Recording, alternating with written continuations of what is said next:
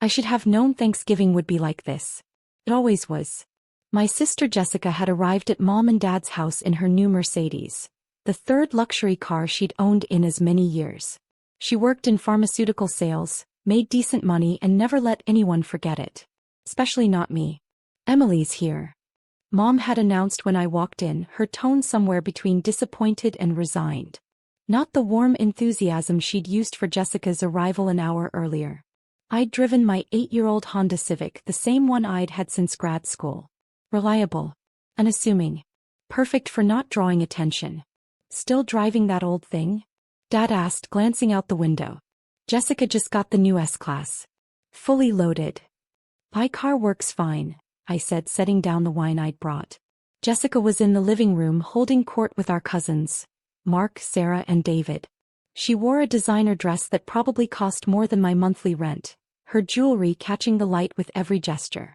Emily, she called out, her voice dripping with false warmth. Come tell everyone about your exciting government job. I recognized the trap immediately. This was her favorite game. I work as a data analyst, I said simply, taking a seat on the far end of the couch. Data entry, you mean? Jessica corrected, laughing. She sits in a cubicle all day typing numbers into spreadsheets. It's quaint. Mark snorted.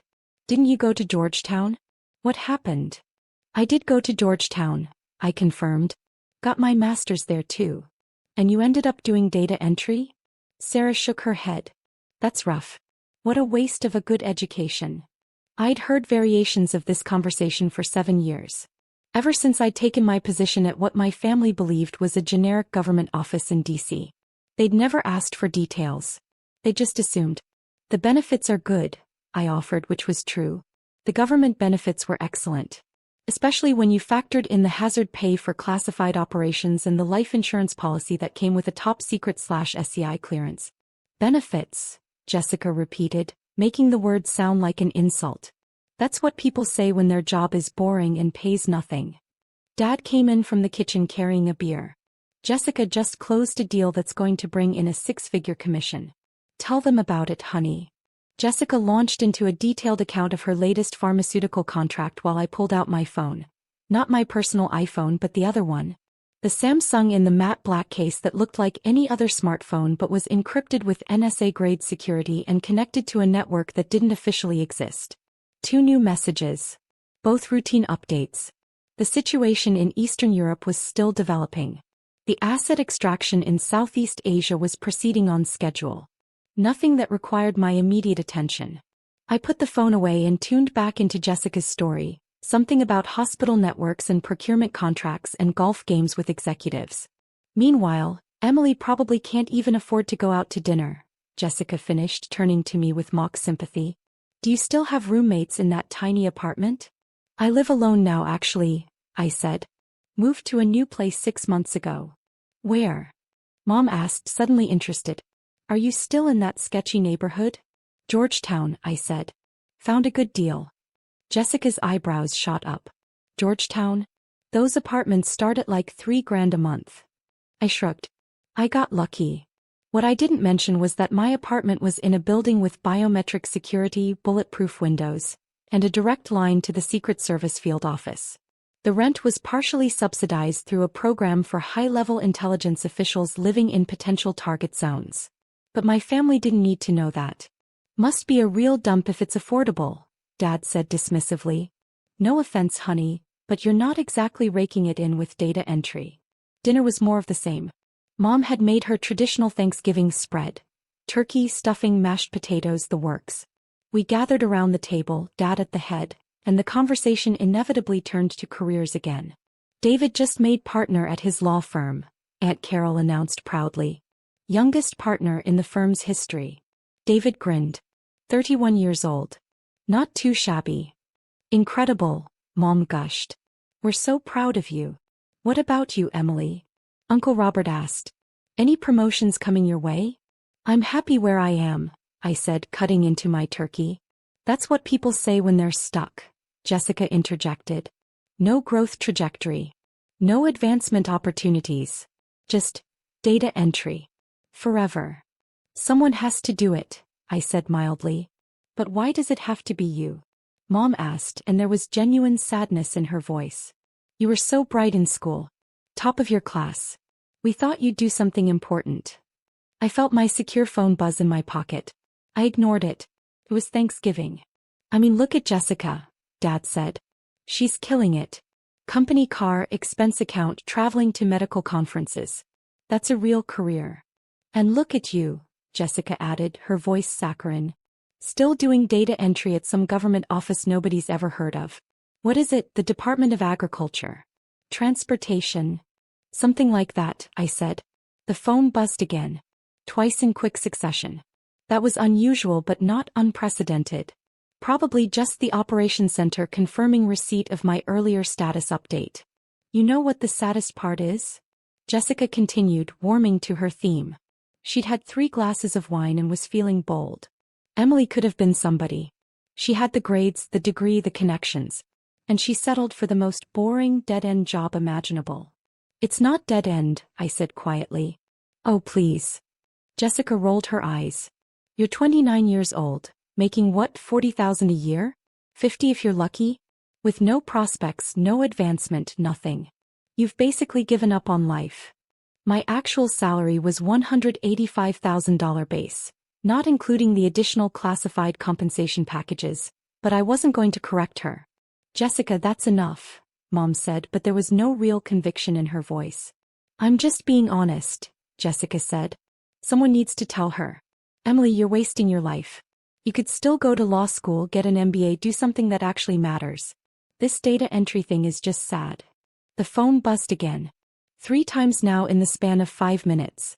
I pulled it out under the table and glanced at the screen. Priority alert. Situation escalation, standby for briefing, response required within 30 minutes. I put the phone away. I had time. The team could handle the initial assessment. Are you even listening? Jessica demanded. I'm listening, I said. Then say something. Defend yourself. Tell us I'm wrong. You're entitled to your opinion, I said. David laughed. God, you're so passive. That's probably why you're stuck in data entry. No ambition. No fire. Remember when she wanted to join the CIA? Sarah said, suddenly giggling. Sophomore year of college, she was all excited about it. Whatever happened with that? I remembered that conversation. I'd been home for winter break, 19 years old and full of idealistic plans. I'd told them about the recruitment seminar, the application process, the rigorous background checks. They'd laughed then too. The CIA, Dad had said. Honey, that's for people in movies. Not real life. You're too soft for that, Mom had added. Too sensitive. You'd never make it through the training. I think she applied and got rejected, Jessica said now. Didn't you? And that's when you settled for data entry. The phone was buzzing continuously now. Not individual alerts. A sustained vibration that meant someone from the operations center was calling directly. Excuse me, I said, standing up. I need to take this. See? Can't even turn off her phone for family dinner, Jessica muttered. I walked into Dad's study, closing the door behind me. The name on the screen said Karen Martinez, which was the cover identity for the Joint Operations Center's watch commander. Director Chin, the voice said when I answered. Not Karen Martinez. Admiral James Holder, commander of U.S. Cyber Command and my direct supervisor. We have a situation. I felt my entire body shift into a different mode. The pleasant Thanksgiving fog evaporated instantly. Go ahead, Admiral. Chinese intelligence services have initiated a coordinated cyber attack on 17 critical infrastructure targets across the continental United States. Power grids, water treatment facilities, emergency services, communications. They're inside the systems. This is not a drill. I was already moving to Dad's computer, waking it up. When did it start? 18 minutes ago. We've activated DEFCON protocols. The President has been briefed and is en route to the Situation Room. We need you at the Pentagon immediately. I'm 40 minutes out minimum, I said, pulling up the secure access portal. Dad's computer wasn't cleared for classified networks, but I could access the basic threat board. The map was lit up like a Christmas tree, red indicators across the entire eastern seaboard. We have a helicopter en route to your location, Holder said. 12 minutes. And Director Chin? This is the one we've been preparing for. Everything you've built over the last 3 years. Now's when we find out if it works. It'll work, I said. Tell the president I'm en route. I ended the call and stood there for a moment running through the mental checklist. The playbook we'd developed. The response protocols. The teams positioned across 3 continents, waiting for my authorization to execute. For 7 years I'd been building the cyber defense initiative from the ground up. First as a deputy director, then as the director when my predecessor had a stroke during a simulation exercise. 3,000 personnel. $4.8 billion annual budget. The most sophisticated digital defense network ever created. And my family thought I did data entry. I opened the study door. The dinner conversation stopped immediately. Everyone turned to look at me. I have to go, I said. Work emergency. Jessica laughed. What kind of data entry emergency happens on Thanksgiving? The kind I can't discuss, I said, heading toward the front door. Emily, you haven't even had dessert, Mom protested. I'm sorry. This is important. More important than family? Dad asked, his voice hard. I was putting on my coat, checking my pockets for my credentials. Wallet, keys, both phones, the small leather case that contained my building access cards. Everything was there. Yes, I said simply. Jessica stood up, her face flushed with wine and indignation. This is ridiculous. What could possibly be so important that you have to run out on Thanksgiving dinner? Are the spreadsheets having an emergency? Did someone accidentally delete a column of numbers? I turned to face her. Jessica, I really need to go. No, she said, blocking my path to the door. I'm tired of this mysterious act. You're not a spy. You're not James Bond. You're a data entry clerk having a tantrum because we called out your pathetic career. The secure phone rang again. I could see the caller ID. POTUS direct line. That was the president. Calling me personally. On Thanksgiving. I let it go to voicemail. He'd understand. Move, I said to Jessica. Take me, she shot back. I could have. I'd been through the same hand-to-hand combat training as every field operative in the intelligence community. I'd qualified expert marksman with 4 different weapons systems. I'd done 3 rotations in active war zones under deep cover. But she was my sister and this was Thanksgiving and some habits die hard. Jessica, please, I said. Jessica, please, she mimicked in a whiny voice. God, you're so weak. So pathetic. No wonder you never amounted to anything. Through the window I could see lights in the sky. Helicopter lights approaching fast. The phone rang again, a different number this time. The Joint Operations Center's emergency line. I answered it. Chin. Director, we have secondary attacks initiating. They're going after the financial sector now. You need to be here. 2 minutes, I said and ended the call. The helicopter was close now, the sound unmistakable. Everyone in the room could hear it. What the hell is that? David asked. The chopper descended into the street in front of the house. A Marine Corps 60N White Hawk. Presidential Transport Squadron. The neighbors' houses lit up as people looked out windows, trying to figure out what was happening. That's my ride, I said. Jessica's mouth fell open. What? 2 Marines in full dress uniform were walking up the front path. I opened the door before they could knock. Director Chin, the senior Marine said, saluting crisply. We're here to transport you to the Pentagon, ma'am. Admiral Holder sends his compliments and requests your immediate presence. I returned the salute.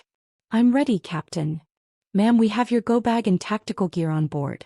The Admiral suggests you change en route. Understood. I turned back to my family.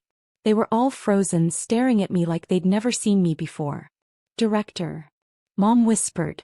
I have to go, I said again. Director of what? Dad asked. The Marine captain was holding the door, waiting politely. Through the window I could see the helicopter's rotors still spinning, ready for immediate departure. Emily, Jessica said, her voice strange. What's going on? My secure phone lit up again. A text message from the Director of National Intelligence. Emily, we're at DEFCON 2. Get here now. DEFCON 2. The second highest level of military readiness. 1 step below nuclear war. I'm the director of the Cyber Defense Initiative, I said, pulling out my credentials wallet and flipping it open. The badge was clear. Emily Chin, Director CDI. Below that in smaller text, Top secret/SCI clearance. Presidential authority. You're what? Mom said faintly. I direct the nation's cyber defense operations, I said. All of them. Every digital security protocol, every defensive system, every offensive cyber capability. 3,000 personnel report to me. When there's a cyber attack on the United States, I'm the one who coordinates the response. But, data entry. Jessica stammered. I never said I did data entry. You assumed that. I analyze data, yes. Intelligence data. Threat assessments. Attack vectors. That's different from data entry. Ma'am, the Marine captain said gently. We really need to go. Why didn't you tell us? Dad asked. Because it's classified, I said. I signed approximately 700 documents swearing I wouldn't discuss the details of my work with anyone who doesn't have appropriate clearance. That includes family. Director Chin, the captain said more urgently this time. The Admiral is holding a briefing for you. We're approaching the window where delay becomes critical. I understand, Captain. I looked at my family one more time. I'm sorry. I have to go. There's a situation that requires my immediate attention. What kind of situation? Uncle Robert asked. The classified kind, I said and walked out the door. The Marine Corps helicopter crew had the door open, ready to go. I climbed aboard, strapped in and put on the headset. The captain was already coordinating with the pilot. Directors secure. All systems green. We are cleared for immediate departure to the Pentagon. Through the helicopter window I could see my family standing on the front lawn staring up at us. Jessica looked like she'd been hit in the face with a brick. Mom had her hand over her mouth. Dad was just standing there motionless. The helicopter lifted off, banking hard to the east. Within seconds we were over the Potomac, racing toward the Pentagon at maximum speed. Ma'am, the crew chief said, handing me a secure tablet. Latest threat briefing. Admiral Holder wants you current before you arrive. I scanned the document. It was worse than I'd thought. The Chinese hadn't just penetrated 17 systems. They'd been inside for weeks, maybe months, mapping the networks and planting logic bombs. This wasn't a probe. This was preparation for full-scale cyber warfare. ETA to Pentagon? I asked. 7 minutes, ma'am. 7 minutes. In 7 minutes I would walk into the National Military Command Center and take control of the largest cyber defense operation in U.S. history. The President would be there, along with the Secretary of Defense, the Chairman of the Joint Chiefs and every major intelligence chief. They would all be waiting for me to tell them how to stop this. Ma'am, the crew chief said, offering me the go bag. Your gear. I changed quickly, swapping the casual Thanksgiving outfit for the business attire I kept ready. Dark suit, white blouse, comfortable shoes. The uniform of a senior intelligence official. Clipped to my belt. 3 different ID badges, each granting access to progressively more secure areas of the Pentagon. My phone buzzed with incoming messages. Status updates from my deputies around the world. Our defensive systems were holding, but barely. The Chinese had sophisticated tools, things we'd never seen before. Pentagon in sight, the pilot announced. The massive 5-sided building loomed below us, lit up in the darkness. The helicopter descended toward the helipad reserved for executive transport, the one I'd used dozens of times over the past 3 years. We touched down. I unbuckled, grabbed my gear and stepped out into the cold November night. Admiral Holder was waiting at the entrance, flanked by 2 Secret Service agents. He was a trim man in his late 50s, 27 years of naval service, and he looked worried. I'd never seen him look worried before. Emily, he said, not bothering with formal titles. Thank God you're here. Status? I asked, already walking. They're in deep power grid control systems in 7 states. If they wanted to, they could black out the entire eastern seaboard right now. Then why haven't they? I asked. That's what the President wants to know. We moved through the Pentagon's corridors at a near run, past security checkpoints that opened instantly when they scanned my credentials. 2 Marine guards snapped to attention as we approached the entrance to the National Military Command Center. The doors opened. The room was exactly as I'd left it during the last major exercise. A theater-style space with multiple screens showing real-time data feeds from around the world. But this time the threat board was real. The attacks were real. The potential for catastrophic damage was very, very real. President Morrison was there, standing at the head of the table, still in his suit from whatever event he'd been pulled away from. Secretary of Defense Wallace was next to him. The chairman of the Joint Chiefs. The director of the NSA. The director of the CIA. All of them turned to look at me. Director Chin, the president said. Thank you for coming. Mr. President, I said, moving to my position at the Tactical Operations Console. I understand we have multiple breaches. 17 confirmed, Admiral Holder said, pulling up the threat map. Possibly more that we haven't detected yet. I logged into the system, my credentials granting me access to every defensive tool we had. The data streamed across my screens. Network traffic, intrusion alerts, defensive protocols activating and deactivating as the attack evolved in real time. They're testing us, I said, watching the patterns. Looking for weaknesses in our response protocols. Can you stop them? The president asked. I pulled up the playbook we'd developed, the one nobody believed we'd ever actually use.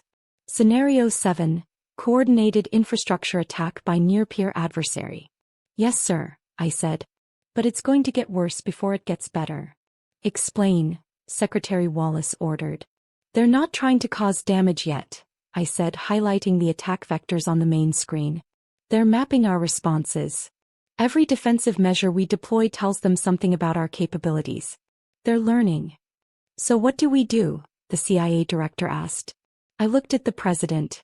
Sir, I need authorization to execute Defensive Protocol Omega. The room went silent. Everyone knew what that meant. Offensive cyber operations. Not just defending against the attack. Actively striking back at the Chinese networks, taking down their command and control infrastructure, maybe even hitting their civilian systems as a demonstration of capability. It was the option we'd hoped never to use. That's an act of war, Secretary Wallace said quietly. They attacked us, I replied. We're already at war. This is just making it official. President Morrison looked at me for a long moment. Director Chin, you've been preparing for this scenario for 3 years. You've built an organization from the ground up. You've recruited the best talent in the intelligence community. You've spent almost $5 billion of taxpayer money. Now I'm asking you, are you confident that Defensive Protocol Omega will work? Yes, sir, I said without hesitation. I'm confident. Then you have my authorization, he said. Execute the protocol. I turned to my console and entered the command sequence, along with my personal authentication codes. On screens around the room, status indicators began changing from red to green as systems activated. Within 30 seconds, 3,000 cyber warfare specialists at locations around the world received their orders simultaneously. The largest coordinated cyber offensive operation in history had just begun. Chinese command and control networks are being disrupted now, I reported. We're severing their connections to the compromised systems. They're losing visibility. On the main screen, the attack patterns were already changing. The Chinese were realizing something was wrong, trying to adapt, but we were moving faster. Infrastructure systems are being quarantined, one of my deputies reported over the secure channel. We're regaining control. Power grids are secure, another voice said. Water treatment facilities secured. Emergency communications restored. The red indicators on the threat map were turning green one by one. 17 compromised systems. Then 15. Then 12. Their offensive capabilities are degrading, I said, watching the data flow. They're going defensive, trying to protect their own networks. Are we inside their systems? The president asked. Yes, sir, I said. We're in their military networks, their intelligence services, their critical infrastructure. Everything they did to us, we're doing to them. Better and faster. It took 43 minutes total. 43 minutes from the moment the president gave me authorization to the moment the last Chinese attack vector was neutralized and our forces were in position deep inside their networks. When it was over, I turned to face the room. Mr. President, the attack has been stopped. All 17 infrastructure targets are secure. Chinese offensive capabilities have been degraded by approximately 70%. We currently have access to significant portions of their classified military and intelligence networks. President Morrison nodded slowly. Casualties? None, sir. This was entirely digital. No loss of life on either side. Damage assessment? Minimal. Some temporary service disruptions that will be resolved within the next few hours. Nothing permanent. Nothing catastrophic. The president looked at the people around the table. The defense establishment, the intelligence chiefs, the military leadership. Then he looked back at me. Director Chin, you and your team just prevented what could have been the most devastating attack on American infrastructure in history. On behalf of the nation, thank you. Just doing my job, sir, I said. He smiled slightly. Yes. A job most Americans don't even know exists. But one that might have just saved thousands of lives. The briefing continued for another 2 hours. Diplomatic implications. Strategic responses. How to handle the media. Whether to publicize what had happened or keep it classified. I provided technical assessments, recommended defensive upgrades, and outlined the intelligence opportunities we now had inside Chinese networks. It was past midnight when the meeting finally ended. Admiral Holder walked me out. That was extraordinary, Emily. Textbook execution. It was a team effort, I said. It was your team, he replied. Your vision. Your leadership. 3 years ago, the Cyber Defense Initiative was just a PowerPoint presentation. Now it's the most effective cyber warfare organization in the world. My personal phone, the regular one, had been buzzing continuously for hours. I'd ignored it during the briefing, but now I pulled it out. 63 missed calls. 47 text messages. All from my family. I should probably deal with this, I said. Holder laughed. Yes, you probably should. Take tomorrow off. You've earned it. I walked out to the parking lot where I'd left my Honda Civic. It had been transported from my parents' house to the Pentagon at some point during the evening. Government efficiency at its finest. I sat in the car for a moment looking at my phone. The text messages ranged from confused to apologetic to demanding. Emily, please call us. We don't understand what's happening. Dad, is this some kind of joke? Are you really a director? Jessica, call me immediately. We need to talk. Jessica, I'm serious. Call me. Jessica, I'm sorry about what I said. I didn't know. Jessica, please just call and explain. There were similar messages from cousins, aunts, uncles. Word had apparently spread quickly. The Marines landing in the front yard had probably made an impression. I called Jessica. She answered on the first ring. Emily. Oh my God, where have you been? What's going on? I've been working, I said. Dealing with the situation I mentioned. She stopped. Emily, Marines came to the house in a helicopter. A military helicopter. And they called you director. What the hell is going on? I told you. I'm the director of the Cyber Defense Initiative. Which is what, exactly?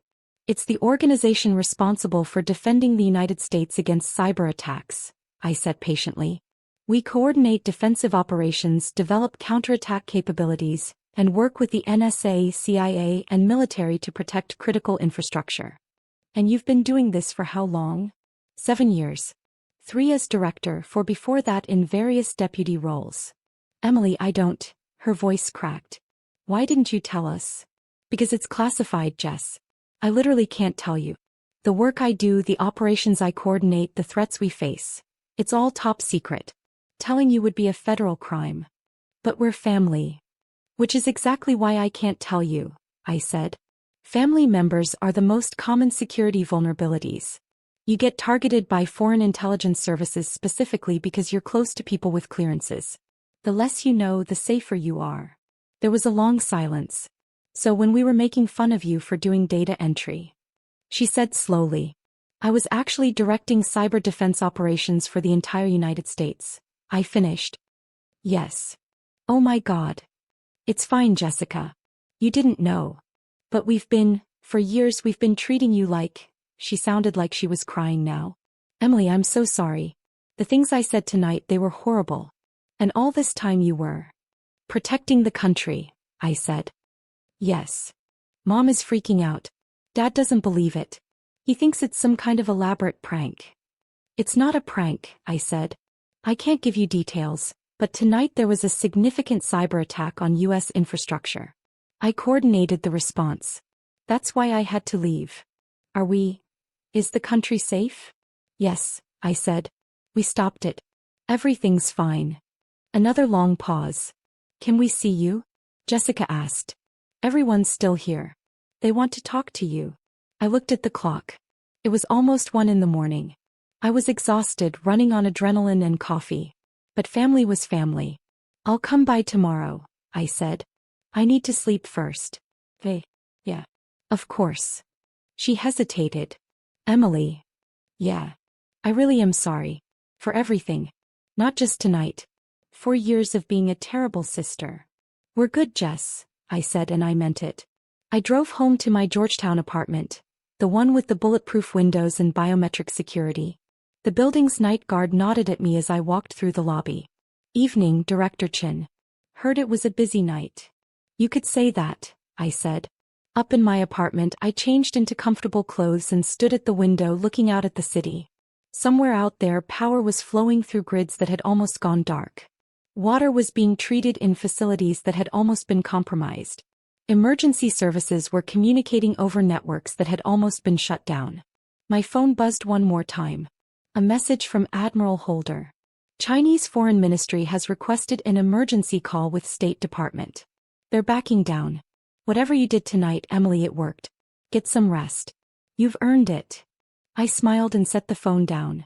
Tomorrow I would go back to my parents' house. I would explain as much as I was allowed to explain.